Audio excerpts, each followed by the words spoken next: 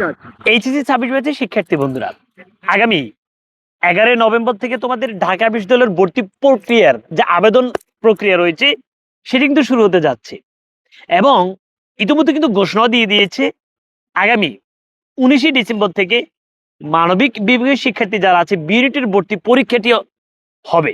তার মানে ডিসেম্বর মাসে বিজ্ঞান, ব্যবসা, মানবিক, চারুকলা এবং আইবি এই ইউনিটগুলোর ভর্তি পরীক্ষাটি হতে পারে।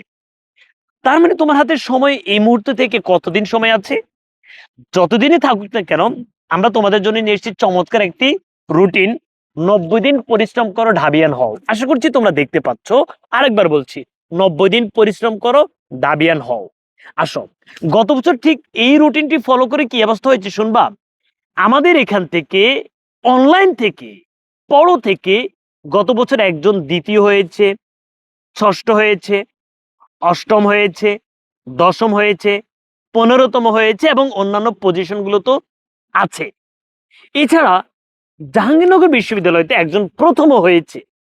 তাহলে প্রিয় শিক্ষার্থী বন্ধুরা, এই যে 90 দিন পরিশ্রম করো, ঢাবিয়ান হও, যে স্লোগান আমরা সামনে রেখেছি এবং যেই রুটিনটি তোমার জন্য তৈরি করছি, তোমরা কি পারবে ভাই এদের সাথে এই রুটিনটা ফলো করতে?